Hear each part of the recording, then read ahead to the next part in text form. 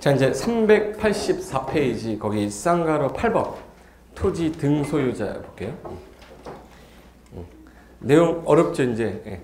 좀 하려고 하니까 뭐 나오는 게 왜 이렇게 많아. 이제 세 번에 페이지 시작했는데 이제 시작도 안 하는 거거든요. 내가 한번 시작해봐 이거. 근데 이제 저런 게 있구나 감 잡고 기본서 하면서 외우면서 가면 되니까 그래도 맛보기라도 저런 게 있구나 한번 딱 보시면 돼. 8번은 좀 잘 나오는데 거의 토지 등 소유자라고 썼어요. 토지 소유자라고 안 쓰고 등에 누구 들어있다고 그랬냐면 건축물 소유자랑 지상관자 써있어요. 이거 지워버릴까?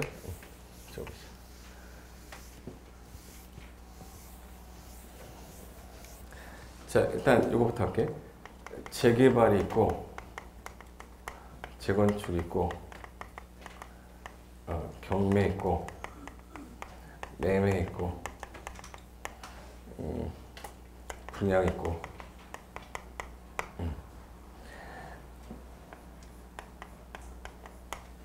제가 2000몇 년인지 1992년이니까 2001년도에 그때 20대였죠 그때 20대였는데 그때 강의할 때 강의하면서 제가 제일 많이 연구했던 게 5가지 중에 뭐였을 것 같으세요? 저 공법 선생이잖아. 그때 제일 연구 많이 했던 게 경매였었어요. 저 경매로 집 사고 경매로 집 땅 사고 막 그랬었거든요 맨 처음에는. 근데 경매하다가 갑자기 경매 쪽을 왜 안 했냐면 어린 나이니까 난 나중에 결혼하면 집 사면 집을 사야 되니까 그 당시에 집을 살 때 2001년도 2000년도의 초반에 아파트 가격이 저기 이 근처 말고요 저 잠시 살았거든요. 잠시 쪽에 살았는데 그때 시형 아파트가 8,700 그랬었어요. 99년도에 8,700 13평짜리가 8,700, 8,800 막 이랬어. 경매로 나오니까 전세 끼고 갭 투자라고 그러죠. 1,500이면은 사겠더라고. 근데 그때 당시 저한테 그거를 끝을 준 분이 민법 선생님이었어요. 그 당시에 민법 선생님이 이제 강의 안 하고 경매 강의 한다고 막 이제 다 전화할 때였는데 그분이 이제 저한테 경매장에 한번 같이 가지 않겠냐고 그러길래 선배님이 가자면 가야죠 해서 따라갔는데 경매장에 그 사람들의 눈빛이 내가 태어나서 봤던 눈빛 중에서 제일 강렬했었어요. 나도 어린 나이잖아. 24, 5살이 뭐 집을 사본 적도 없고 뭐 내가 뭐 집 사는 거는 어렸을 때 아버지가 꿈이 집 안에 32평형 집 하나 샀어요. 저희 아버지가. 서울에 32평형 아파트 집 한 채 갖는 게 꿈이셨던 분이었기 때문에 저는 그냥 우리 아버지가 집을 샀기 때문에 집을 샀는갑다 이랬었지. 이제 내가 이제 대학 졸업하기 전에 이제 강의를 막 하다 보니까 이제 보이는 거야. 옛날에는 집을 살 때 3억짜리면 3억이 있어야 된다고만 생각했던 사람이었었는데 3억이 아니라 8천? 8천 정도만 있으면 집을 사겠더라고요. 그럼 나머지는 뭐 어떻게 할 거냐? 전세 끼고 사거나 대출 받거나 이렇게 하면 되는데 그때 당시에는 그걸 몰랐었어. 그래서 아파트 사게 사는 방법 해가지고 플랭클린 다이어리라고 있거든요. 그 당시에 제가 이제 쓰던 다이어리 좋은 거 있었어요. 그다음 이제 한 해 계획 막 쓰고 하는 거에 올해는 아파트를 꼭 사자 해가지고 쓴 다음에 제가 썼던 그 항목이에요. 그래서 아파트를 제일 싸게 살 수 있는 방법이 뭘까? 그래서 제일 싸게 사는 방법이 있고 제일 비싸게 사는 경우가 있을 거 아니에요. 제일 비싸게 사는 게 뭐지? 매매지 매매. 만약에 재수 좋아서 금매로 나온 거면 싸게 살 수 있겠지만 아파트가 금매로 나오는 경우는 그게 드물어요. 이렇게 금매로 나오는 거는 좀 약간 영업 안 되는 상가 이런 거 장사 안 되니까 그거라도 팔고 나오려는 사람도 있어요. 근데 매매에서는 너무 비싸게 사겠더라고. 아파트 3억짜리 이 사람이 중간에 A란 사람, B란 사람, C란 사람이 다 프리미엄 먹었을 거 아니야. 그래가지고 이거 매매는 내가 X표 딱 해놨던 기억나. 빨간 색깔로. 지금도 집에 아마 있을 건데 옛날 그거 보면 내가 이렇게 했구나 생각이 드는데 매매가 지운 다음에 내가 어디다가 또 X 했을 것 같아요? 분양에다 X 했어요. 분양 청약 다 넣어봤지. 옛날에 뭐 넣으라 그러면 넣고 아버지가 넣으라 해서 넣고 다 넣어봤는데 한 번도 당첨이 안 되더라고. 20살 때 저희 아버지가 청약 저축 가입한다고 아버지 주소를 저 아버지 친구 주소로 바꿔놨었어요. 그러니까 20살 때 되니까 세대주가 되려면 아버지 밑에 있으면 안 되잖아. 그러니까 이제 아버지 친구 집 이거 동영상인데 뭐 과거니까 그거 갖고 어차피 저 국회의원 할 생각도 없고 장관이 될 사람도 아니고 그런 사람. 근데 그때 당시 주소 옮겨놓고 청약 저축 가입을 했던 거 갖고 뭐 이제 아버지가 늘었는데 누구 삼촌이 늘었는데 누구 다 넣었는데 안 되더라고요. 이거는 이제 재수가 좋아야 되는 거지. 아니면 이제 당첨이 가능성 높은 걸 사갖고 넣든지. 예. 근데 저 청약저축을 중간에 사면 돼요, 안 돼요? 주택을 공급받을 수 있는 지위증서 매매 양도 알선 금지예요. 광고까지 안 돼. 그거 알고 있는 내가 그거 하면 됩니까, 그거? 안 되죠. 그래서 고민하니까 딱 3개에 줄더라고요. 아파트 싸게 받는 방식 딱 3개야. 근데 성격이 착한지라 경매는 못 하겠더라고. 사람을 내보내야 되잖아. 예. 다 좋아. 경매 받는 거가 좋은데 마지막에 그 내보내는 게 나는 저는 좀 약간 꺼림직하기도 하고 막 그랬었어요. 그래서 이건 아니다. 그래서 한참 보니까 이게 재건축이더라고. 재건축. 그때 당시에는 재건축을 한 적이 없었기 때문에 그 아파트가 5층짜리 저층 아파트 13평짜리인데 8,200, 8,700 뭐 이렇게 나왔었거든요. 그러면 최소한 내가 금액을 드리는 게 1,500에서 1,000만 원 정도 있으면 집 사겠더라고. 그럼 이제 잡으세요. 매매로 살려면 몇 억 넣어야 돼? 3억 넣어야 돼. 분양받으려면 일단 당첨이 돼야 되죠. 당첨되고 내가 아파트 입주하는 데까지 몇 년 걸려 이거? 아파트에서 3년 걸리니까 그래서 중도금 넣고 뭐 해야 되잖아. 예. 가장 깔끔한 게 1,500이니까 이따가 팔면 되겠더라고. 전세 끼고 팔면 되겠더라. 이 생각이 딱 들어서 재건축 아파트 이제 처음 이제 산 거야. 사고 나서 뭐 했냐면 이 아파트가 재건축이 될 때 몇 세대 짓냐가 제일 궁금하잖아. 몇 세대를 쳐서 얼마까지 내가 무상으로 갈 수 있냐가 제일 중요한 거잖아요. 그래서 시중에 나온 책들 다 나오는데 그런 게 나오는 데가 없더라고. 예, 재건축이 시초였었거든요. 처음 시작한 데라 뉴스에도 그냥 나오기만 했지 얼마 수익이 나온다라고 조합에서 정확하게 얘기해 주질 않아요. 그러니까 제일 먼저 할 수 있는 방법은 뭐냐면 이 재건축 아파트가 있을 때 잡아요. 노원에 여기 노원, 여기 노원이고 이쪽에 여기 성복, 그다음에 잠실. 어디 아파트가 가격이 제일 비쌀까 이것부터 생각해야 돼요. 예. 어디 아파트가 제일 비싸게 올라갈까? 잠실이 올라가는 이유는 옆에 아파트가 비싸서 그래요. 옆에 아파트. 이 아파트가 지금 현재 오래됐잖아 지금. 이 아파트를 지금 철거해가지고 새로 질 거 아니에요. 이 새로 짓는 이 아파트 가격은 이 옆에 있는 아파트 가격하고 똑같아질 거란 말이에요. 그러니까 이 아파트 3억이고 이 아파트 4억이고 이 아파트 7억인데 이해가 당연히 되지. 예. 그러니까 당연히 옆에 있는 아파트가 비싸야만 되는 거야. 재건축이 성공하려면, 재개발이 성공하려면. 그러니까 내가 가는 지역의 재개발 지역의 주변의 아파트 가격이 올라가고 있는 지역 있죠. 그런 지역이어야 프리미엄이 따라 붙는 거야. 옆에 있는 아파트 가격이 떨어지고 있으면 그건 재개발을 해가지고 져봤자 이 아파트 가격보다 조금 높을 뿐이지 더 이상 올라가지 않는단 말이에요. 결론은 재건축 재개발이라는 거는 주변의 영향력이 되게 큰 사업인 거야. 그리고 재개발 재건축을 왜 해야 하는 겁니까? 재개발 재건축 왜 하는 거야? 자, 우리 시험 범위에서 이렇게 하셔야 돼. 주거환경 개선을 해서 주거 삶의 질을 향상시키고 뭐 이렇게 가야 돼. 근데 실질적인 목적은 돈이 돼야 돼요. 왜? 끝에 뭐라고 붙었는데?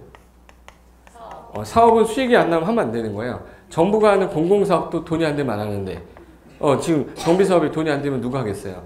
결론은 뭐가 커져야 된다면 이거를 조금 줘야 돼요? 많이 줘야 돼요? 그러니까 뭐가 커야 돼? 용적률이 커야 돼. 결론은 제가 3년 동안 막 그 강의하면서 이것저것 찾아다니면서 막 경매물건 다 보고 했던 지역이 잠실밖에 없었어요. 결론은 여기가 된다 그러면 용적률도 높아. 대지 지분도 되게 커. 그럼 분명히 얘는 아파트 세대수가 많아요. 분담금도 적겠죠. 기반시설도 좋으니까 옆에 아파트 비싸. 그럼 얘는 돈이 안 될 수가 없는 거야. 근데 그걸 확신이 섰으면 하나 섰어야 돼요? 돈을 좀 빌려 더 섰어야 돼? 확신이 안 섰어 그 당시. 난 처음이라. 그래서 그때 3개, 4개를 잡았어야 되는데 이때 잠실 종로고시학원이라고 있거든요. 제가 여기 강의했었거든요. 잠실 종로고시학원 이 학생들이 이제 자격증 땄을 거 아니에요. 따가지고 이제 이 성내역 옆에 주변에 사무실은 다 우리 학생들이었어요. 그래서 이제 제가 샀다고 그러니까 뭐 하나씩 사겠다는 거야. 선생님 공법 선생님 샀다는데 사야지. 하나씩 샀는데 이 사람들은 2개, 3개 잡았어요. 지금도 모임 하거든요. 17년 차 됐어 지금. 그 모임 가면 어깨가 다 이제 중개 개업공인 중에서 다 어깨 딱 올라가가지고 이제 모이면 고쌤 뭐 이래. 옛날에 교수님 막 이러더니 돈 좀 버니까 고쌤이야. 이것도 세게도 안 흔들어. 살짝 흔들어 이렇게. 그래서 이제 가서 여기 막 하다 보면 그때 당시 이제 3개 산 사람하고 5개 산 사람의 차이점. 차가 벤츠, 차가가 BMW. 그 달라요. 5개 산 사람은 벤츠 2대 이렇게 되어 있어. 집이 일단 뭐 5채, 6채니까 10억짜리잖아요. 근데 그 10억짜리를 그 돈 주고 샀겠어요? 대출 껴 있겠지. 그 대출 가지고 또 뭐 했겠어요? 실खे 부동산 가서 있지. 예. 왜? 항상 제가 생각하는 건 그거야. 아파트가 10억짜리인데 10억 현금 주고 사는 사람이 있어요. 얼마 전에 얘기했었나? 지난주에 누가 실무 강의 하는데 건대 실무 강의 이제 여러분 자격증 따고 나면 사전교육 32시간 받으러 오잖아요. 오는데 그 한 분이 이제 그 얘기 하다가 한 분이 자기는 절대 집을 대출 같은 거 은행 건 안 쓰는데 카드도 안 쓴다는 거야. 난 이해가 안 간다고 그랬더니 자기는 그걸 쓰면 안 된다고 경제관념도 그렇고 뭐 그런 식으로 좀 나이가 연세가 있으신 분이에요. 그래서 어디 사시냐 했더니 잠실 산다고 그러더라고. 무슨 레이크타운인가 뭐 타운 있어요. 레이크 팰리스? 뭐야 무슨 팰리스 하나 있어. 예. 거기 사시면 되는데 10억짜리인데 현금을 10억 주고 샀다는 거는 그거는 잡아요. 10억짜리 대출이 만약에 70%가 나오면 7억이죠. 7억에 대한 이자가 4%야. 4%는 47에 28. 1년에 2,800만 원 이자가 나는 거야. 2,800원을 12로 나누면 얼마죠? 2,800을 12로 나누면 240? 그러니까 한 달에 240만 이자 내면 되는 거잖아요. 그럼 그 7억을 유용할 수 있는 거 아닙니까? 그럼 7억인데 만약에 그 도시형생활주택 7천만 원짜리만 사도 벌써 10개 사요. 한 개당 80만 원 나와. 그럼 800이잖아. 800에서 240 빼도 500이 넘게 나오는데 매달 500을 껴안고 있는 거예요. 엉덩이에. 예. 그거는 아니잖아요. 예. 제가 말하는 건 뭐냐면 현금을 갖고 사는 건 정말 맞는데 은행이라는 거는 왜 있냐? 나를 위해서 했거든요. 예. 내가 지금 힘들 때 고통을 분담하면서 같이 커가는 거잖아. 공동투자거든요. 예. 근데 여기서 이걸 현금 주고 3억을 산다? 이게 말이 되냐고 이게. 사면 안 되죠 이거는. 예. 그러니까 돈 없는 내 상황에서는 싸게 살 수 있는 거는 일단 재건축을 경매로 받는 게 제일 좋겠네. 그래서 재건축 경매로 받은 거예요. 그래서 받고 나서 보니까 이게 아파트 가격이 옆에 있는 아파트 가격이 진주 아파트도 있고 주변에 아파트 많잖아요. 강남 쪽의 아파트하고 봤을 때는 약간 떨어져도 돈은 되겠다라는 생각이 드니까 한 거란 말이에요. 즉 사업의 수익이 되니까 한 거예요. 근데 재개발 지역이 약간 돈이 좀 안 됐던 이유가 얘가 강남에 있어요? 강북에 많아? 강북에 많다 보니까 주변에 아파트 가격이 얘는 10억대인데 얘는 5억대잖아. 그러니까 이제 수익이 많이 안 나는 거야. 제발 이해 되시는 거예요? 제가 그냥 해보니까 경험해보니까 그렇더라고. 그럼 재개발도 지금 현재 재개발이 제일 많으니까 그럼 여기 지역에서 재개발을 하겠다. 그럼 여기 재개발할 때 700세대래. 700세대래. 근데 여기 사업이 끝나고 나면 1000세대 짓는답니다. 그럼 몇 세대가 남는 거네? 300세대. 네? 300세대가 남는 거면 300세대를 분양할 수 있다는 얘기죠. 그 분양을 하게 되면 그에 따른 수익을 사업비용으로 충당하면 되겠네? 그럼 조합원들이 내야 될 돈이 준다는 얘기예요. 이거 만약 2000세대 진다 그러면 뭐 낼 게 없을 거고 받을 게 더 많을 수도 있어요. 그럼 결론은 이 아파트를 많이 질 수 있는 데가 좋은 거죠. 그럼 재개발 구역 안에 조합원 수가 적은 데가 좋은 거네. 700세대가 아니라 500세대면 낫지 더. 근데 그걸 지분을 쪼개는 분들이 있어요. 아파트 받으려고 다가구를 다세대로 전환해놓고 이런 애들이 있어. 그럼 조합원들이 많아지면 수익이 떨어지지. 예. 제 말은 이제 어떻게 되는지 알겠죠. 근데 그거 개념이 들어있어야 이 정비법이 이해가 돼요. 예. 사업하기 전에 700세대가 거주할 때 A가 땅을 갖고 있었어. B 같은 경우는 오래된 구역하고 땅을 갖고 있었어요. C는 여기 연립주택 갖고 있었어. 한 채를. 그럼 얘네들이 다 밀리면 나가죠. 나갔다가 얘네들이 들어와야 되잖아. 얘네들이 모여서 사업을 하는 거죠. 그럼 뭐 설립을 해야 되는데? 조합 설립하려면 얘네들이 와야죠. 누구 와야 돼? 토지 소유자도 줘야죠. 그리고 건축물 소유자도 줘야죠. 그리고 토지 위에 지상권 설정한 사람도 있을 거 아니야. 누구도 있어야 돼? 지상권자. 그럼 얘네들이 나중에 뭐가 되는 거야? 조합원이 되는 거야. 그럼 얘네들 줄여서 뭐라고 합시다. 토지 등 소유자. 이렇게 된 거예요. 그럼 토지 등 소유자가 왜 이들이 이제 아파트 받는 애들이지. 그럼 여러분 재개발 구역에서 땅이 나왔으면 내가 아파트를 매매해서 사는 거하고 이 땅을 사가지고 아파트를 받는 거하고 어느 게 더 싸겠네? 이 땅 사는 게 더 좋죠?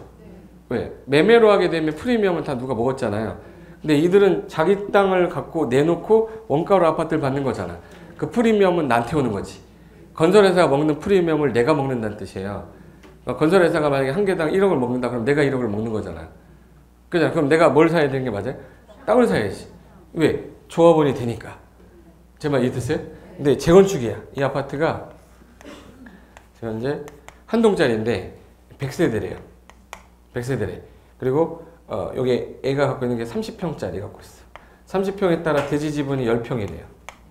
그러면 이제 얘는 건물하고 토지 같이 갖고 있네? 그쵸? 네, 같이 갖고 있는데 이 건물을 만약에 뭐 하고 나서 철거해서 새로 졌어요. 더 크게 져야죠. 더 크게 졌을 때 얘네가 들어갈 거 아니야. 그러면 이 평수에 맞춰서 주는 거예요? 대지 지분에 맞춰줘야 돼? 기존에 30평 살았으니까 30평 줘, 20평 줘, 40평 줘? 그건 몰라요. 대지 지분을 봐야 되는 거야. 이 건물 지금 40년 됐는데 얼마야 이거? 이 건물이 지금 3억짜리라는데 이 건물의 가격은 500원? 600원? 비싸야 1,000원. 못 알아듣네. 건물이 40년이면 무너뜨려야 되는데 돈 가격이 있겠냐고. 없잖아. 무슨 가격이에요? 땅 가격, 대지 지분 가격이지. 근데 여기가 예를 들어서 2종 일반 주거지역이다.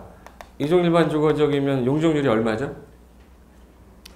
기억이 안 날 거야. 2종 일반 1, 2, 1, 2 네 번째 5, 100, 150, 200, 250이잖아. 250 이거 했었어? 안 했어요? 했었어요? 너 전혀 처음 보는 눈빛이지. 250이 이제 시행령인데 서울시 조례는 200%로 돼 있어요. 그러면 이제 대지에 몇 배를 쌓게 해주겠다. 2배. 난 몇 평이니까. 그럼 나는 몇 평까지 무상으로? 20평. 나는 24평짜리 받으려고 그래. 그럼 나 얼마 내놔야 돼요? 4평어치. 평당 1,000만 원이다 그러면 4,000만 원 내놔야 돼요. 예. 지금 이해된 거예요? 근데 만약에 대지 지분이 얘는 20평이었다 만약에. 그럼 몇 평이 되는 거죠? 40평. 근데 나 32평 가겠다. 그럼 몇 평 받는 거예요? 8평. 평당 1,000만 원 8,000 받는 거지. 제 말 이해됐죠? 그러면 같은 건물 안에서도 대지 지분이 다를 일은 없겠지만 단지가 크다 보면 대지 지분이 다를 거예요. 그럼 어느 게 더 큰 게 좋은 거예요? 대지 지분이 큰 게 좋은 거죠? 그럼 이 건물 철거하면서 대지 지분에 맞춰서 준 거죠? 그러면 건물하고 부속 토지를 같이 갖고 있어야 돼요? 따로 갖고 있어야 돼요? 그렇죠. 건물만 갖고 있으면 대지 지분이 없잖아. 줄 수가 없어요. 조합원이 될 수가 없어. 토지 등 소유자가 될 수가 없는 거야. 무슨 사업일 때는? 재건축일 때는. 예. 제가 잘 들어요? 좀 전에 조합이 되려면 토지 등 소유자여야 된다며요. 토지 소유자, 건물에서 지상권자 다 된다고 그랬잖아. 근데 재건축은 아니라고 해요. 예. 재건축은 건물하고 부속 토지를 뭐예요? 같이 땅만 갖거나 건물만 가진 사람은 조합원이 될 수가 없는 거야. 그래서 여기 8번에 1. 토지 등 소유자라 해서 1번 보시면 주거환경 개선, 주택 재개발, 도시환경 정비의 경우에는 정비구역 안에 소재한 토지 또는 건축물 소유자 또는 지상권자 몇 명 나왔네. 근데 2번은 따로 누구는 뺐죠? 재건축은 따로 뺐잖아 지금. 재건축은 거기 다음 해당하는 자에서 1. 정비구역 안에 소재한 건축물 및 그 부속 토지 소유자라고 돼 있잖아요. 그래서 또는이 아니라 뭐로 돼 있어요? 그럼 건물하고 부속 토지 같이 갖지 않으면 조합원이 안 된다는 얘기예요. 이 말뜻을 이해하시면 이제 재건축 구역의 경매로 토지가 나오면 사면 나가 끝나는구나 인생이 이게 보이는 거예요. 예. 또 못 알아들으셨는데? 예. 재건축 구역인데 경매 물건으로 토지가 나온 거예요. 그걸 경매 받으시면 안 된다고. 재건축은 토지만 가진 사람은 조합원이 될 수가 없어요. 건물하고 부속 토지를 같이 가지셔야 된다는 뜻이에요. 이 말 이해되는 거지 지금. 그게 그러니까 재건축 구역이냐 재개발 구역이냐에 따라 다른 거라는 뜻이에요. 왜? 정의가 이렇게 다르잖아요. 동그라미 2는 정비구역이 아닌 구역에 소재한 대통령 영해자하는 주택 및 그 부속 토지 소유자와 부대복리. 상가도 재건축하면 상가 받아야죠. 상가 부대복리시설 및 그 부속 토지 소유자. 결론은 재건축만 빼고 토지 건물 지상권자 다 포함하는데 재건축은 뭐하고 뭐를 같이 가져야 된다. 건물하고 부속 토지를 같이 가져야지만 된다. 그거 하나 기억하는 거예요. 이거. 여기. 주거환경 개선, 재개발, 도시환경, 주거관리는 전부 다 누구예요? 토지 소유자, 건축물 소유자, 지상권자예요. 정비구역 안에 들어있는. 근데 재건축은 정비구역 안도 가능하고 밖도 가능해요. 안전인단 통과하면 가능하거든. 그럼 얘는 건축물 및 그 부속이라고 돼 있죠. 이게 무슨 말이냐면 재건축 구역인데 A가 현재 땅을 갖고 있고요. A가 건축물을 하나 갖고 있어. 그럼 얘 조합은 돼요? 안 돼요? 안 돼요. 안 되죠. 재건축인데 건물하고 토지 같이 갖고 있잖아. 근데 이거에 딸려있는 부속 토지예요? 다른 땅이에요? 그 부속이라는 건 이 땅에 딸려있는 재지분이 있어야 된다는 얘기예요. 그래서 및 그 부속 토지 소유자 써야 되는 거야. 그러니까 가로를 어디서 열어서? 그래서 어디서 닫아야 돼 가로를? 자, 가로를 달아야 될 걸 B 하세요. B? 가로 닫는 거. 여기서 닫아? 여기서 닫아? 여기서 닫아? 여기서 닫아야 돼. 여기서. 국어 공부하셨잖아. 건축물 및 그 부속 토지 소유자 이렇게 됐잖아. 건축물하고 부속 토지 뭐 소유자, 같이 가진 소유자 이런 것도 뜻이에요. 제 말 이해되신 거죠? 그리고 이제 가로주택 3번이 있을 거예요. 3번에 가로주택 정비사업의 경우에는 가로구역 안에 있는 토지 건축물 소유자 또는 지상권자에서 토지 건축물 지상 그러면 재건축만 빼고 다 똑같네. 그죠? 됐고 9번 주택공사 등 그러면 두 명을 얘기하는데 한국토지주택공사랑 지방공사 둘을 줄여서 그냥 한국토지주택공사 등 너무 길죠? 그래서 이 법에서는 이하 주공 등이라 한다 이렇게 됐어요. 뭐라고 한다고요? 주공 등. 됐고 10번 가시면 정관등이라고 되어 있는데 조합이 약속 정하는 거를 우리가 이거 지켜야 될 약속 뭐예요? 정관. 토지 등 소유자 개인이 작성하는 거를 뭐라고 그래? 규약. 그리고 시군구청장이나 주공등이 정하는 거를 뭐라고 하냐면 규정이라고 그래요. 뭐라고 그런다고요? 규정. 그리고 11번 가로주택 정비사업의 적용 제외에서 가로주택 정비사업은요. 여기 잠깐만 보실래? 얘 아까 가로주택 정비사업은 어디서 한다고 그랬냐면 가로구역에서 한댔죠. 근데 얘 5가지는 어느 구역에서? 정비구역. 정비구역은 정비계획이 나와야 되거든요. 정비계획은 정비기본계획이 나와야 돼. 근데 얘는 정비기본계획, 정비계획 필요가 없어요. 가로구역 요건만 맞으면 지정해서 하는 거야. 그럼 가로주택 정비사업에서는 정비기본계획 나온다 안 나온다? 정비계획도 안 나온다. 그 말이에요. 여기 가로주택 정비사업은 정비기본계획, 정비계획 구역 지정 적용하지 않는다. 그러면 12번만 적용하겠다. 1. 가로구역이 뭐냐 했더니 도로로 둘러싸인 일단의 지역으로서 다음 요건을 모두 갖춘 지역을 말하는데 1. 해당 지역의 면적이 1만 제곱미터 미만이라고 돼 있죠? 1만 제곱미터 미만이면 운동장보다 작아야 된다. 그리고 해당 지역을 통과하는 도로 너비가 4m 이상인 도로는 이하인 도로 빼고 4m 넘는 도로는 없어야 된다. 이게 이 소리예요. 가로구역이 되려면 도로로 둘러싸인 일단의 지역입니다. 지역인데 여기가 면적이 얼마 미만이어야 되고 1만 제곱미터 미만이어야 돼. 1헥타르 옛날에 1만 제곱미터 미만이고 여기 도로가 있는데 4m를 넘는 도로가 있으면 안 된대요. 그러니까 4m까지는 괜찮은데 이게 구역이 돼버리니까 그래서 4m 넘는 도로가 없으면 정비구역은 지정할 수가 가로구역은 지정할 수가 있다. 그러고 나서 노블량이 한 개의 새 건물이 20개야. 그럼 하면 안 되죠. 노블량 수가 3분의 2는 돼야 돼. 그래서 동그라미 2번. 가로주택 정비사업은 가로구역이 다음 요건을 모두 갖춘 경우에 그 전부 또는 일부에 대하여 시행할 수 있는데 그 조건이 1. 노블량 건축물 수가 전체의 3분의 2 이상은 될 것. 만약에 60개의 건물이 있었어요. 그럼 몇 개가 노블량이어야 돼? 40개가. 3분의 2니까. 그리고 2번 해당 구역의 기존 단독주택 호수를 셌고 공동주택의 세대수를 셌었는데 그게 최소 20가구는 돼야 됩니다. 최소 몇 가구? 20가구. 20은 돼야 되니까. 그러면 가로주택 정비사업 할 수 있게 해주겠다. 그럼 얘네들이 뭐 설립을 하면 되는 거야? 조합. 조합 설립해서 진행하면 되는 거예요. 가로주택 정비사업 지원해주겠다는 뜻이죠. 그래서 그게 이제 용어 정리 관련된 거 다 한 거고 챕터 2가 아까 정비사업 계획 나온 거 있고 387번에 2번 잠깐 가볼게요. 2번 가시면 정비구역 지정 3단계 절차대라고 해가지고 여기 뭐냐면 제일 먼저 해당 여기 서울특별시라고 그랬죠. 네. 서울특별시 정비기본계획이 나와 있어요. 서울특별시 정비기본계획이 앞으로 10년 안에 여기는 예정구역이라는 거를 도면으로 이렇게 그려줘요.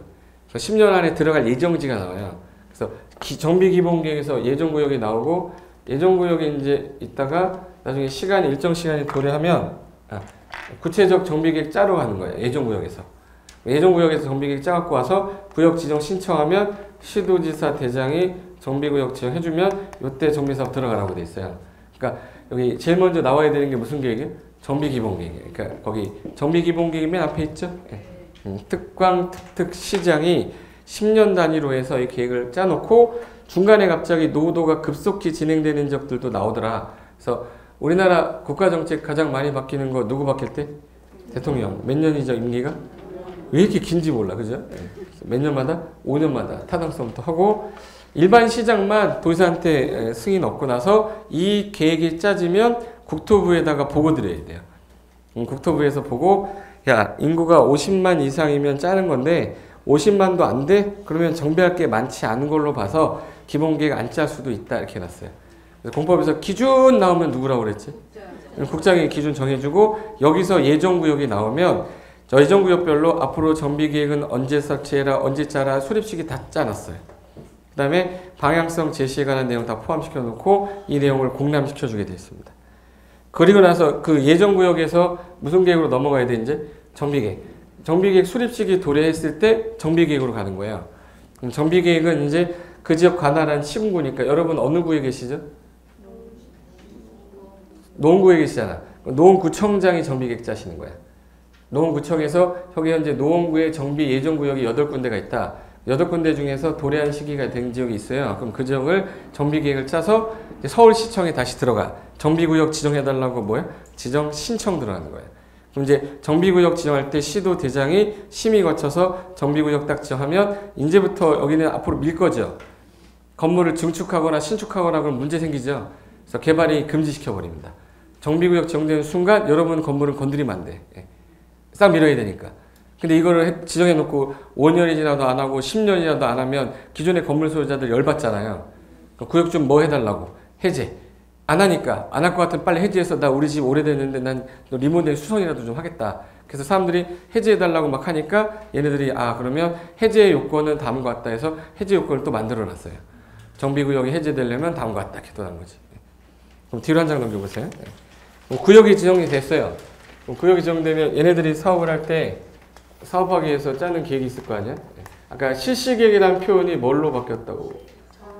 사업 시행 계획으로 바뀌었어요. 아까 시행자가 짜는 계획이 개발법은 뭐예요? 실시계획인데 실시계획이 뭐로 바뀌었어요? 사업 시행 계획. 이것도 이제 인가고시가 났어요. 인가고시 나면 이제부터 자 기존에 살고 있던 애가 A였어. A가 단독주택 오래된 거 갖고 있었는데 재개발 구역이 됐대요. 그럼 나중에 사업 끝나고 나면 여기 뭐 짓겠네 여기다? 아파트 짓겠죠? 재개발은 100% 아파트죠. 그럼 24평형, 18평형, 32평형. 그럼 이 사람이 A가 나갔다가 다시 들어갈 때 자기 집이 아니라 다른 아파트로 들어가는 거죠. 그럼 24평을 보내야 돼요? 18평 보내야 돼요? 32평 보내야 돼? 아니면 애한테 너 몇 평 갈래? 라고 물어봐야 돼. 물어봐야지. 그래서 분양 신청 받는 거예요. 그래서 분양 뭐 받아요? 신청. 신청 받아서 여기서 700세대 아까 있었다고 그랬죠. 그럼 1000세대다 만약에. 그럼 애들이 700세대 중에 24평 가겠다는 사람 32평, 18평 다 나눠지겠죠. 그럼 이제 이거 배분해야 될 거 아니에요. 700명이 24평으로 다 신청해 버렸다 그럼 문제 생기지. 나머지가 미분양 되잖아 이거. 그러니까 배분하기 위한 계획을 관리처분 계획이라고 그래요. 아까 뭐랑 비슷한데 이거? 환지계 A야 너 어디 땅으로 가라 B 너 어디 땅 가라 이 환지계 있었잖아요. 그 계획을 여기서는 관리처분 계획이라고 그래. 단어가 이제 좀 익숙해지지 않으니까 좀 어려워 보이는 거야. 혹시 한번 따라해보세요. 뽀이. 따라해봐. 뽀이. 뽀이가 뭐야? 뽀이. Hey boy. Hey boy. 소년. 이 언니 오빠들 왜 이래 갑자기? 초등학교 수준으로 한 건데. 뽀이가 소년이잖아. 입에서 소년이라고 뽀이 했으니까 그게 기억이 되는 거잖아요. 엄마란 단어 하는데 그 애가 응어리 하는데 엄마 막 이걸 한 1000번 10,000번 해야지 된다며. 그래서 엄마란 말이 나온 거 아닙니까? 근데 관리처분계획이란 말 처음 들었는데 입에서 관리처분계획이 나올까? 안 나오지. 단어가 어렵잖아 지금 일단. 예? I'm a girl. 걸은 너 들어봤어요? 소녀잖아. 이 단어는 처음 듣는 단어인데 한국어인데 영어보다 더 어렵잖아 지금. 뽀이보다 더 어렵잖아 지금. 그게 익숙하지 않아서 그런 거예요. 관리처분계획, 좀 전에 무슨 계획이라고 하던 거를 땅을 땅으로 돌려주겠다라는 게 현지계획이란 말이에요. 근데 얘 기존에 뭐 있었어 지금? 건물 있었는데 건물 평수 분할하는 거잖아요. 그거를 관리처분계획을 한다고. A는 24평형, B는 32평형, C는 18평형 신청한 거야 이게 다. 700명 중에 600명이 신청했다. 몇 명은 안 받겠다는 얘기네요. 100명은 안 받겠다는 얘기죠. 이 100명은 신청 안 한 거야. 환지 부지정이네. 아까 환지 안 받는 거 환지 부지정이잖아요. 그 개념이 그대로 내려온다고요. 그래서 아까 제가 환지 개념 설명 그래서 한 거예요. 그래서 그러면 600명이 받았다는 얘기는 100명은 안 받은 거니까 얘는 현금으로 뭐 해야겠네요? 현금으로 저 건물의 가치에 대해서 청산해야죠. 얘는 이제 현금 청산이니까 환지 부지정해서 돈 받고 나가는 거예요. 그럼 이제 몇 세대가 남았네요? 400세대가 남았잖아. 이건 이제 무슨 분양해야 돼요? 일반 분양. 그래서 조합원 분양가랑 일반 분양가가 다른 거야. 이 차익이 프리미엄이 되는 거야. 무슨 말인지 알겠죠? 그러면 이 아파트 옆에 있는 아파트 가격이 비싸야 돼, 싸야 돼? 비싸야지. 여기 24평형 요즘 유행이잖아요. 이 아파트가 현재 힐스테이트야. 힐스테이트. 1005세대. 비슷하죠? 얘는 프로지오. 얘는 대우건설 한 거고 얘는 지금 현재 현대건설 한 거야. 근데 이 아파트 1005세대인데 24평이 4억 5천 한대요. 그래서 4억 5천 한대. 근데 지금 현재 조합원한테 얼마 주냐? 24평을 예를 들어서 3억에. 이걸 4억에 분양한대. 일반 분양할 때. 조합원 분양 가격 얼마? 3억. 일반 분양가 나머지 아까 400세대는 4억에. 자, 그럼 결론은 얘가 이 아파트를 받으면 나중에 내가 팔 때 최소 몇 억은 받겠네? 4억. 그럼 난 1억 번 거죠? 프리미엄을 얘가 가져간다고. 근데 이거 분양받는 사람이 있을까? 이 아파트 청약 넣어서? 있어? 있죠? 얘 4억 5천이잖아. 얘 5천 올라갈 수 있겠죠? 이건 일반 프리미엄이 되는 거야. 조합원 프리미엄, 일반 프리미엄이야. 그럼 1억 5천이네? 1억 5천 먹은 거죠? 그러면 이제, 자, 봐. 여기 A라는 애가 종전에 갖고 있던 이 건물 가격이 3억이었다. 3억이었다 그러면 3억짜리가 지금 3억짜리네? 제대로 받았죠? 적응 환지 개념이 되는 거야. 네. 무슨 환지? 정환지. 만약에 2억이었다. 2억이었으면 얼마를 넥짜리를 신청한 거예요? 3억. 몇 억을 내놔야 돼요?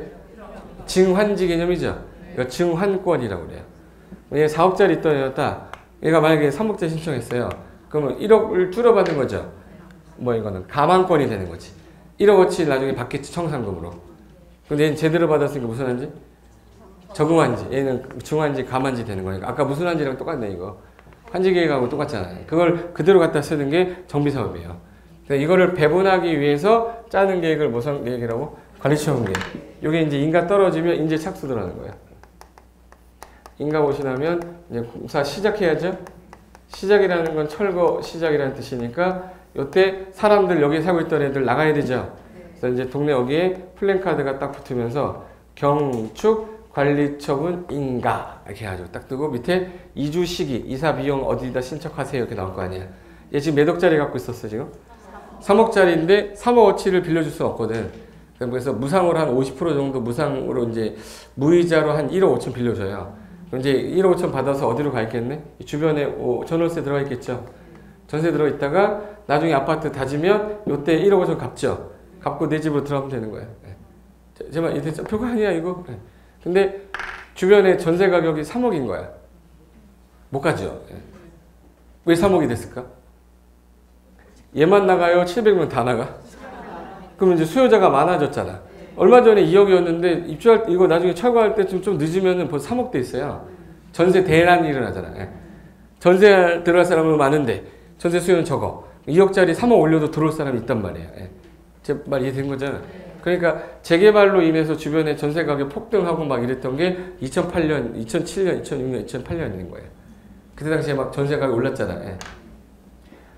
그럼 요거 짰어. 요 짠 거를 관리처분계획 작성했어요. 그럼 이제 인가고시가 나서 철거 들어갔으니까 공사에 착수한 거고 착수해서 완료되면 공사 완료됐죠. 그 다음에 마지막으로 무슨 검사 받으면 돼? 준공검사. 여기 준공인가라고 그래. 그 다음에 공사 완료 공고하고 소유권 이전 고시입니다. 아까 얘는 환지 뭐라고 그랬죠? 환지 처분 공고인데 얘는 뭐라고 그래? 소유권 이전 고시. 그럼 다음날 소유권 가져가게 됐다. 이렇게 됐어요. 그래서 얘는 아까 환지 등기 했었죠? 얘는 분양 등기. 환지 등기는 아까 며칠 안에 했었냐면 14일. 한장 학원에 14일이었잖아요. 얘는 지체 없이 등기하고 끝내버립니다. 이게 개발법하고 등기법 비교한 건데 나중에 3월 따뜻할 때쯤 되면 제가 전체 체계도 특강 저 끝에서 여기까지 한번 쓸 거예요. 2판 쓰면 공법 끝나. 저기서부터 여기까지 쓸 거예요. 국토개법, 건축법, 개발법 다 해가지고 2판 딱 쓰면 끝나니까 3월달 날씨 좀 따뜻해지면 기본서 한 바퀴 돌았을 때. 이제 그때부터 이제 책에도 한번 딱 보고 그다음부터 외워야 될 것들 들어가면 되는 거예요. 양이 많기 때문에 적응을 해야 되는 거예요. 근데 이게 두 가지가 비교할 때 아까 단어가 조금 어려서 입에 뱉어내야 돼요. 실시계획이라는 단어 뭐로 바뀌었어요? 사업시행계획. 사업시행계획. 이게 엘리베이터 탈 때쯤에 뭐지? 이게 돼요. 이게 입에서 안 나와. 사업시행계획. 여기 환지계획이라는 단어가 뭘로 바뀌고? 관리처분계획. 그리고 이제 환지처분 공고 있죠. 환지 가져가세요라고 하는 공고가 여기는 소유권 이전고시로 바뀌어 있다. 약간 차이가 다른데 얘는 땅을 주려는 게 목적이고 얘는 뭐야? 건물 주는 거야. 헌집 주고 새집 받는 거지. 그러다 보니까 약간 양식이 다른 것 뿐이지 원래는 환지랑 비슷한데 얘가 약간 사업이 많다 보니까 복잡해 보이는 거예요. 제 말 이해되죠? 그래서 거기 388페이지 보시면 거기 맨 위에 파란 색깔 숫자가 그 박스가 시험에서 나온 순서 낼 때 나왔었어요. 제일 먼저 실시계획이 여기서는 뭐라고? 사업시행계획 작성해서 뭐가 떨어지면 그럼 이제 너 몇 평 갈래? 라고 물어봐야죠. 그럼 예를 들어서 볼까? 봐봐요. 얘 1억 5천 종전에 1억 5천짜리 갖고 있다는데 여기 24평, 32, 40평인데 24평이 2억이래요. 얘는 3억, C는 2억인데 전부 다 24평 신청한 거야. 분양신청 해야 된다며요. 그럼 얘는 지금 현재 조합원은 2억이니까 얘는 더 받은 거니까 얘 무슨 항권? 증환권. 얘는 감환권. 얘는 적응환권. 그래서 얘는 여기 적응환권, 감환권, 증환권이 되는 거예요. 무슨 땅이 그냥 이걸로만 바뀌었잖아요.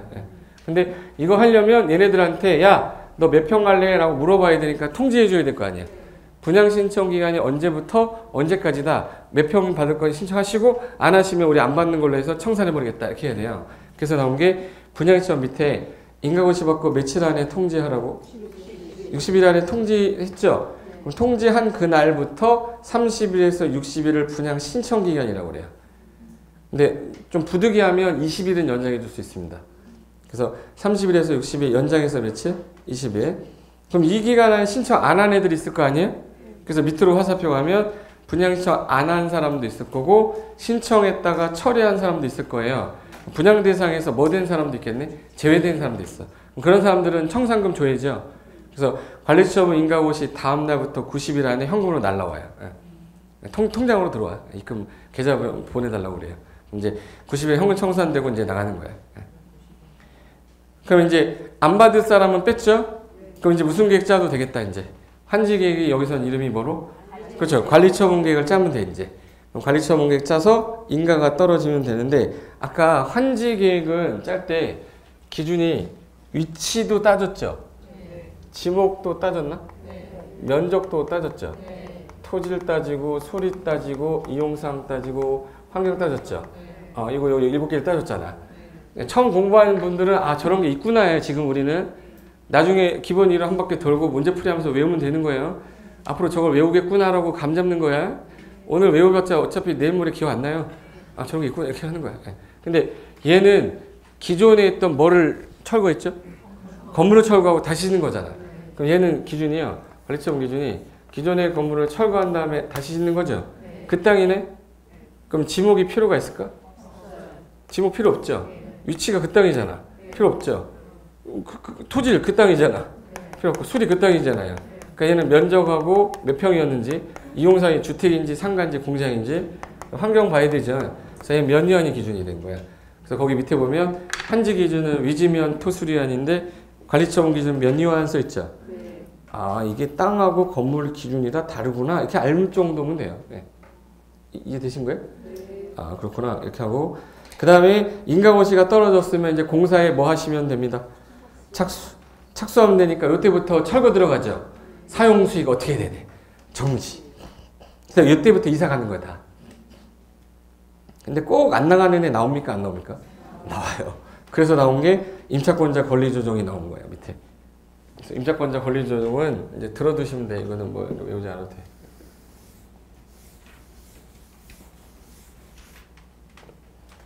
자, 정비구역인데 정비구역이야. 정비구역에 있는 요 집을 확대한 거예요. 확대 했는데 여기가 A가 살고 있었고 B가 소유자였어. 소유자. 사업은 이제 조합에서 하고 있겠죠. 근데 요 A가 임차인이었어요.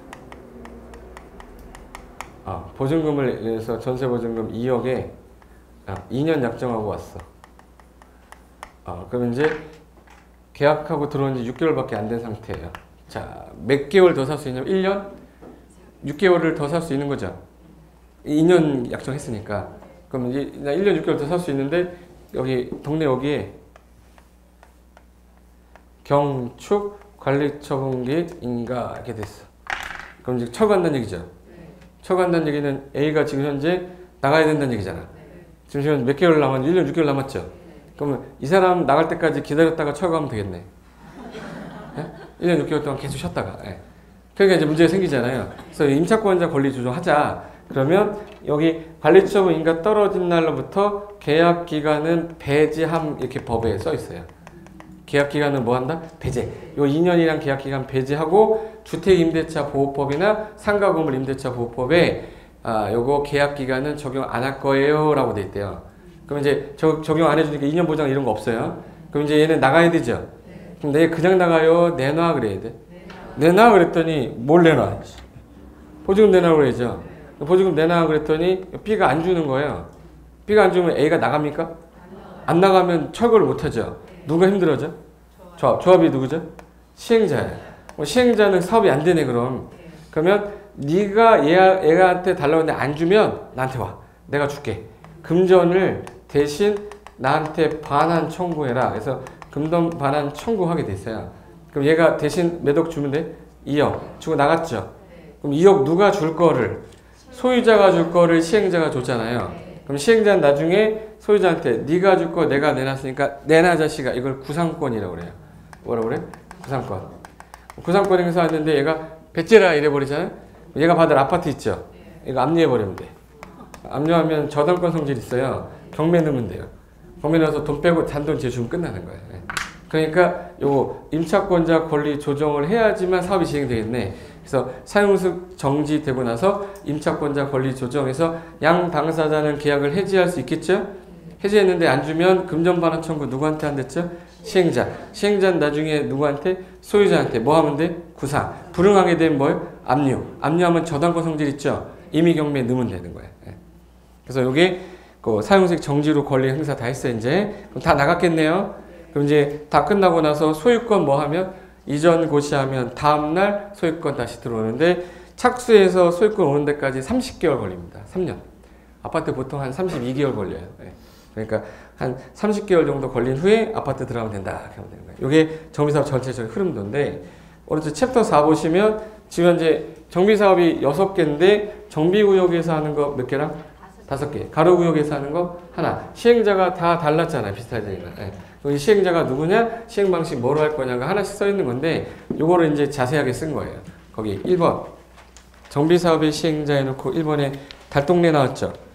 주거환경 개선 사업의 시행자 누구로 할 거니? 했더니 여기는 기억 보세요. 주거환경 개선 사업은 공람 공고일 현재 해당 정비 예정구역 안에 토지 건물 소유자 또는 지상권자의 얼마 동의를 얻어래? 3분의 2 이상의 동의를 얻어야 되고 세입자가 있으면 세입적 과반수를 얻어서 시장문수가 다음 각호에 따라 시행하게 할 수가 있다. 그럼 원칙이 누가 할 수 있다는 얘기네? 시장문수가. 지금 교과서 한 페이지잖아요 지금. 이 시행자 요것을 쓴 거 제가 몇 줄로 줄일 거예요. 나중에는 기본서 보면서 키워드 딱 채워놓고 그 다음에 우리는 제가 쓰는 거 외워야 되는 거야. 안 그러면 문제 못 풀어요. 내가 첫 기초 강의인데 너무 빡시게 하는 건가? 여기까지만 할게요. 여기까지만. 여기 시장군수 주공 알파 이게 뭐냐면 달동네잖아요. 이거 달동네인데 여기 있는 사람들이 사업하는 걸 좋아한다고 그랬어? 싫어한다고 그랬어? 그래서 3분의 2 동의 얻어와라 그 뜻이에요. 결사 반대하면 진행이 안 된다고. 근데 보통 달동네에 소유자가 많을까? 세입자가 많을까? 그 세입자가 2분의 2 이상이면 세입자 과반수 동의도 얻어라. 과반수 동의 얻어서 누가 직접 해라. 아니면 주공 등을 지정하거나 법인을 지정해서 하거나 공동을 하거나 해라 이렇게 돼 있어요. 그래서 여기 1. 시장문수가 직접 시행하거나 다음 강목에 해당하는 자를 시행자 지정했다. 주공 등을 지정하거나 나번에 주거환경 개선 사업 하려고 국가지자체 주공등이 또는 공공기관 총지분 50% 출자해서 만든 법인하고 같이 해라. 결정해라. 2. 시장운수가 1호에 해당하는 자와 다음 항목의 어느 하나에 해당자를 공동시행자로 한다면 건설업자, 등록업자랑도 가능합니다. 됐고, 다만 여기서 세입자 아까 얼마 동의 얻으라고 그랬지? 과반수 얻으랬는데 세입자가 100명 중에 2명이면 안 얻어도 되죠. 그래서 예외는 있어요. 그래서 다만 세입자 세대수가 토지 등 소유자 2분의 2 이하인 경우랑 밑에 박스에 해당하는 경우는 동의 절차를 생략할 수도 있다라고 된 거야. 1, 2, 3 안 봐도 되고 니은 봐보세요. 천재지변 긴급해서 지금 불날 것 같은데 동의 얻어야 돼요? 동의 안 받아도 돼. 그래서 이제 천재지변 불급히 한 사유일 때는 분기 우려가 있다. 긴급히 정비사업을 시행할 필요가 있다면 이때는 토지 등 소유자 세입자 동의도 없이 그냥 직접 시행하거나 주공 등을 지정해서 시행할 수는 있는데 한다라는 걸 알려는 줘야 되니까 언제 한다라는 걸 마지막에 뭐 하래요? 통보하라고 돼 있어요. 그럼 이거 한 페이지 줄이면 이거예요. 네, 줄여볼게요.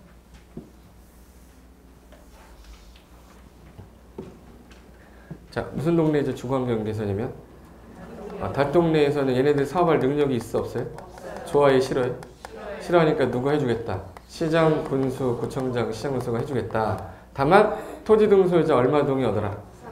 세입자가 더 많을 땐 세입자. 과반수. 2분의 2 이상이면 과반수 동의 얻으래. 얻어서 시장 군수가 하거나 얘가 주공 등을 지정하게 하거나 또는 아까 법인을 지정할 수 있다고 그랬죠? 아니면 건설업자, 등록업자랑 공동으로 할 수도 있대요. 끝. 근데 동의 얻어야 되는데 천재지변일 때 동의 얻지 않는다. 그거 하나를 한 페이지 쓴 거야. 나중엔 요거 하나만 기억하면 되는 거예요. 이해됐죠? 네. 우리 시험 준비하는 사람이잖아. 네. 그럼 제가 하라는 대로 해야 돼요. 이거 계속 다 외워야 돼. 하라는 대로 해야 돼요. 그럼 뒤로 넘겨보세요. 이번에 재개발 나왔죠. 재개발. 재개발은 당연히 누가 해야 되냐면 니들이 모여서 해라. 니들이 모여서 뭐 설립을 해라? 조합. 근데 중요한 게 조합은 사업하는 거를 하려면 저들이 뭘 내야 되는데? 돈 내야 되죠? 돈 내야 되는데 조합이 돈을 내려면 재개발 구역이 되게 잘 사는 편은 아니죠. 그러다 보니까 이거 안 되겠다. 그러면 전문가랑 같이 합시다. 전문가가 누구냐면 시장군수나 누구예요? 그래서 시장군수나 주공등하고도 같이 할 수 있게 해주겠다. 대신에 조합이 만약에 200명이었어요. 조합원이. 그럼 200명 중에 101명이 동의하지 않으면 안 돼. 얼마 동의 얻어서? 그러면 조합이 과반수 동의를 얻어서 시장군수 주공이랑 하잖아요. 자, 혼자 할 때는 내가 예를 들어서 1억 5천을 먹었어. 같이 하게 되면 약간 이제 쉐어 해야죠. 근데 이렇게 공동하게 되면 7천 정도 온대. 여러분 선택은 1억 5천 벌래요? 7천 벌래요? 1억 5천 버는데 15년 걸려. 7천 하는 데는 8년입니다. 선택은 여러분이 하는 거죠. 그래서 과반수 동의 얻으라는 얘기예요. 과반수 동의 얻으면 같이 할 수 있다고 됐어요. 근데 시장 군수가 다른 조합하고 여러 군데 같이 하고 있으면 지원이 빠르지 않겠죠. 그래서 전문 건설회사랑 같이 했어요. 건설회사나 등록업자나 대통령 영의정한 신탁회사나 한국감정원하고 같이 할 수 있게 해놨어요. 그래서 얘는 시행자가 이렇게 되어 있는 걸 법조문에 어떻게 써놨냐면 잠깐만 여기 보세요. 주택 재개발 사업의 시행자는 원칙적으로 조합이 하되 과반수 동의 얻으면 시장군수 주공 등이나 또는 건설업자, 등록업자, 대통령 영의정한 신탁업자, 한국감정원과 공동 시행할 수 있다. 이게 법조문이에요. 거기 2번. 기억이 조합이 뭐 하거나 시행하거나 조합은 얼마 동의? 과반수. 누구랑 같이 해요? 시장군수나 주공 등. 또 누구? 건설업자, 등록업자, 대통령 영의정한 요건 갖춘 자 누구? 신탁업자, 한국감정 공동으로 시행할 수 있다. 요거 이제 쓴 거죠? 됐어요? 그럼 이제 다음에 제가 요 시행자 설명한 다음에 표 하나 드릴 거예요. 표 하나 딱 들으면 핸드폰으로 일단 찍고 스마트폰 배경화면 있죠. 그걸로 이제 한 일주일만 보면 다 할 수 있어요. 외울 수 있어요. 예. 그걸 안 하니까 그런 거야. 맨날 하면은 스탑! 맨날 고스톱하고. 전철 타고 오는데 전철 저번에 눈에 와서 뭐 좀 차를 잠깐 놓고 건대 가는 길이 있었거든요. 전철을 딱 탔는데 오랜만에 이제 전철 타니까 힘들잖아. 그래서 사람들 뭐 하나 봤더니 전부 다 스마트폰하고 오락하고 있고 공부를 하고 있는 사람이 안 보이더라고. 대한민국이 이제 조만간 망할 것 같아요. 예. 삼성이 망가뜨릴 거야. 예. 책도 좀 보는 사람도 있고 그래야 되는데 옛날처럼 책 보거나 신문 보는 사람이 없더라고. 물론 나도 필요할 때는 이제 당연히 심심하면 보겠지만, 근데 이게 참 오락하는 것처럼 없어 보이는 사람 없더라고요. 예. 어우야, 뭐 싫어? 집에 가가지고 앉아서 해. 그거 타면서 해. 예. 시끄럽게 막 음악 소리 막 들리고 막 이렇게. 이어폰을 끼고 하면 또 예의라도 있죠. 그렇잖아요. 예의 없는 사람 있잖아. 막 소리 막 음악 소리 나면서 잘못했어요. 계속 그러고 사셔도 되는데 나중에 여기 바탕화면에다가 깔아놓고 심심하면 요 시행자 딱 해놓고 누구 건지 한번 연습하다 보면 일주일이면 외울 수 있는데 이걸 안 하니까 시험 보는 그날까지 못 외워서 시험장에서 틀리고 나온다고. 이게 이제 나중에 하면 그렇게 해요. 그러니까 지금 현재 제가 요거 2개 한 거 있죠. 자, 요거 3개 할 때쯤 되면 얘가 사라져요. 이제 얘 올 때쯤 되면 얘 사라져.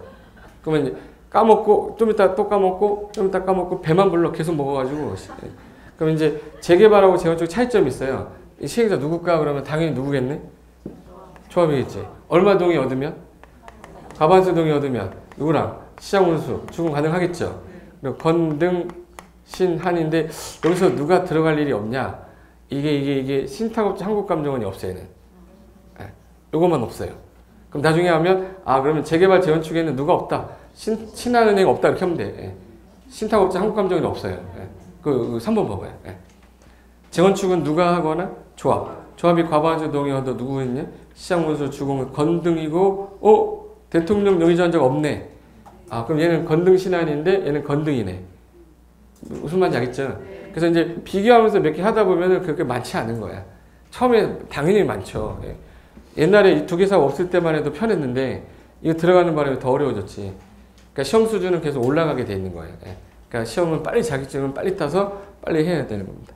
그 밑에 이번에 시행 방식이라고 큰 2번 있죠. 그럼 이제 시행 방식은 주거환경 개선 아까 달동네라 아까 얘네들 사업하는 거 안 좋아한다고 그랬지 않습니까? 그럼 니네들이 집을 알아서 져라 이게 뭐였지? 스스로 개량해라 그랬죠. 그래서 주거환경 개선 사업은 다음 갖고 해당하는 방법이다. 해서 오른쪽 가시면 박스가 있을 거예요. 1번에 주거환경 개선 사업 시행자는 달동네죠? 정비기반시설을 새로 설치 우리가 딱 해줄 테니까 니들이 지분 주택은 스스로 개량해라 요거 하나 있고 그리고 말 안 들어 그냥 확장 막 그냥 사버려. 이거 뭐야? 수용. 전부돈 일부를 뭐 하는 거? 수용. 그럼 나갔다가 들어오세요가 뭐야? 환지. 그리고 관리처분으로 싹 민 다음에 아파트 줘서 공급할 수 있죠.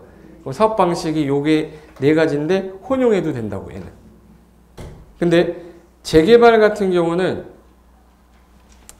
재개발 여기 싹 밀어서 아파트 받는 거죠. 헌집 주고 새집 받는 거 뭐죠? 이게? 헌집 주고 새집 받는 방식이 환지 방식이에요? 관리처분 방식이에요? 그럼 얘는 관리처분 방식이 있죠. 재개발은 싹 밀어서 아파트 받잖아. 그러니까 얘는 무슨 방식? 관리처분 방식. 주택 건설해 주겠죠. 그래서 여기 재개발 사업 보세요. 주택 재개발 사업은 정비구역 안에 인가받은 관리처분 계획에 따라서 주택 및 부대 복리인데 신설되면서 오피스텔도 넣었어요. 오피스텔 건설하여 공급하거나 먼지도 나왔네. 환지. 그러면 땅으로 줄 수도 있다는 얘기예요. 재개발은. 근데 대부분 환지로 안 하고 다 뭘로 하죠? 아파트로 해. 땅 받은 사람이 집 질려니까 싫은 거예요. 내가 져야 되잖아. 근데 재건축에서는 환지가 나올 수가 없겠죠. 잠깐만. 재건축은 아까 토지 소유자가 있었어요? 없었어요? 재건축은 토지 건물을 같이 가진 자잖아. 그럼 얘는 내놓고 무조건 관리 처분만 받아야지. 환지 방식이 써있으면 안 되죠. 시험장은 환지가 있다라고 해서 틀리게 하는 거예요. 얘는 토지 소유자가 없지 않습니까? 그래서 여기 주택 재건축 사업은 정비구역 아니나 정비구역이 아닌 구역에서 인가받은 관리처분계에 따라 주택 부대 복리소 오피대 건설을 공급하는 방법에 의한다. 거기 환지란 단어 있는지 보세요. 없죠. 시험장 가면 공급하는 방법 또는 환지 방식에 따른다 그러면 어디선가 봤거든 이걸. 재개발에서 봤잖아요. 그러니까 넘어가는 거야. 그러니까 재건축에는 누가 나올 일이 없기 때문에 토지 소유자 나올 일이 없기 때문에 환지 방식 자체가 없어요. 그리고 도시환경 정비 사업은 얘도 나갔다가 컨건물 내놓고 새 건물 받는 거 아까 뭐라고 그랬죠? 관리처분. 근데 얘는 상가였어, 공장이었어. 그러면 주택은 아니죠. 그래서 건축물을 건설하여 공급하는 방법이나 환지로 공급하겠다. 얘는 토지 소유자 있으니까.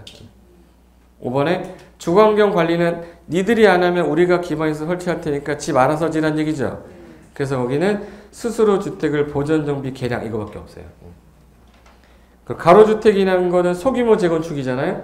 그러니까 나갔다가 관리처분에 따라 주택 등을 건설하여 공급받거나 또는 소규모로 보존 개량하는 방식에 따른다 해서 사업 방식이 다 다르다. 그래서 나중에 어떻게 할 거냐면 정비사업 6개, 시행자, 그리고 시행 방식에서 표 하나 제가 만들어 준다고 그랬죠.